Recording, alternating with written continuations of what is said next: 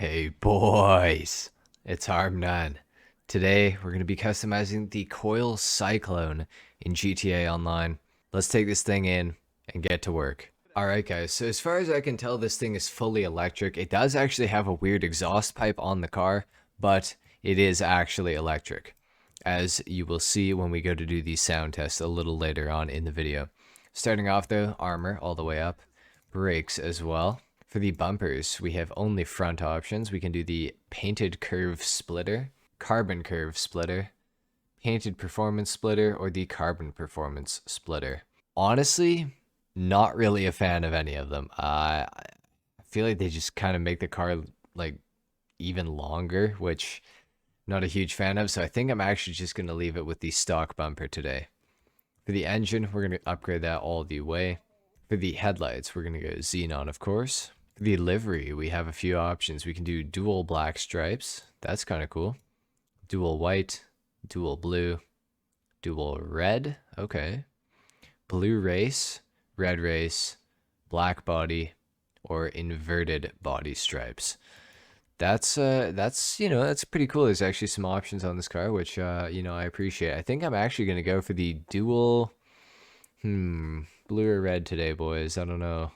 Let's go for blue. Why not? Let's do blue. For the plate, yellow on black. For the respray, not sure what color is going to look good on this car. We've got the blue livery on it, so I feel like we need to do something that complements the blue. Honestly, the silver on the car actually looks pretty good, I feel like. But a white almost works pretty well too, I feel like. I feel like dark steel is actually a really good look on this car. Let's give that a shot. For the primary and the secondary, I am honestly liking that a lot. Let me know what you guys think down in the comments. I'm not 100% sure, but I do kind of like it.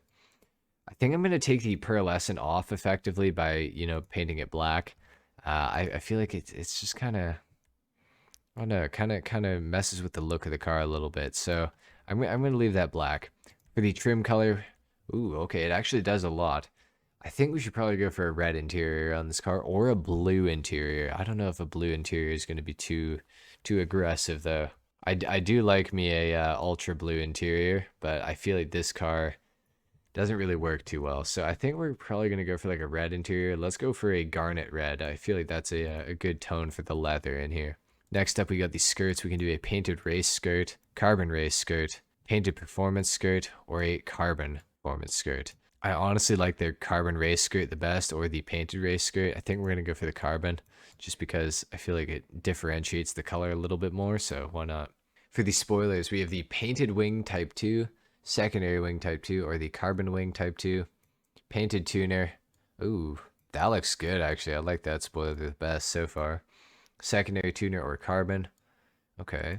Or the painted GT wing, secondary GT, and the carbon. Let's go for the carbon tuner wing. I like that look actually. I feel like that works really well with this car. Next up, we got the suspension. We can lower this thing down. It lowers a little tiny bit, not much, but we're going to do that for sure. And next, we have the wheels. The stock rims on this car, I have to say, are very ugly in my opinion. I hope I don't offend anyone by saying that, but I really do not like those. However, I feel like this car kind of works with some of the carbon rims, maybe the Cheetah Carbon R. I feel like it looks good, but at the same time, like it like almost doesn't work. However, I think if we do the carbon R's and we go to the wheel color, I think we can find fluorescent blue, and I think it should match up pretty nicely with the stripes on the car. So let's see if we can do that. That does match up pretty decently, I feel like. What about, yeah, let's do fluorescent blue just to match up with the stripes. Why not? For the tires, we're going to go bulletproof, of course. We could do a tire design. You know what, actually? I feel like it doesn't look too bad on this car. Let's do it. Why not? I don't usually do that, but I kind of like it on this car. And last but not least, let's tint the windows all the way out. All right, let's take this thing outside, see what it sounds like, or the lack of sound that there is, and we'll take it for test drive as well. All right, guys, so here we go with the sound test.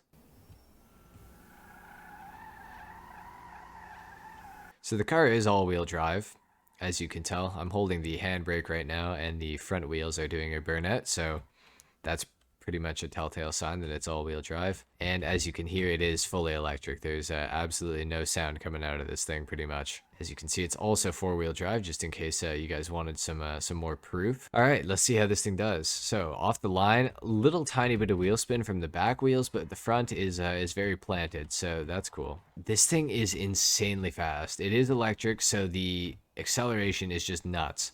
It goes like crazy. Like it's so fast. Actually, I'm actually very impressed with how quick this thing is.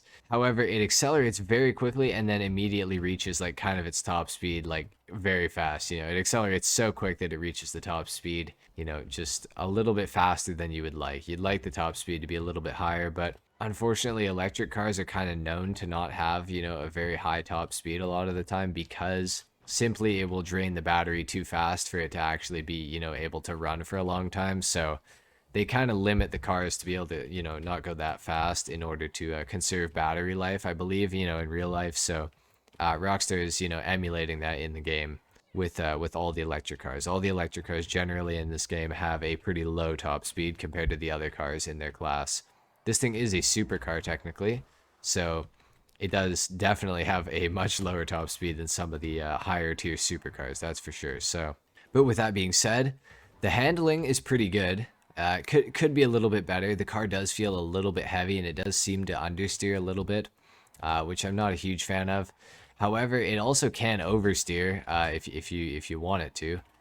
If you push it pretty hard in the corner, the back end will want to slide out. Not too much though, honestly. Like, it's kind of an ideal amount of like oversteer. Like, it's not too much and it's not, you know, too little. I'd say, you know, the car overall feels pretty good as far as handling goes. As far as acceleration, like I mentioned, extremely quick. The top speed, however, does definitely suffer though. But if you're willing to look past that and you want a cool electric car, I would definitely say I recommend the Coil Cyclone. This thing has impressed me. I'm actually, you know, interested in driving this thing around in the future, and it's definitely going to be staying in my garage, I think. So anyway, guys, I think that's pretty much it for the customization and the review today. If you enjoyed the video, leave a like. If not, dislike. Subscribe if you guys are new, and I'll see you guys in the next video. Until then, take care. Peace.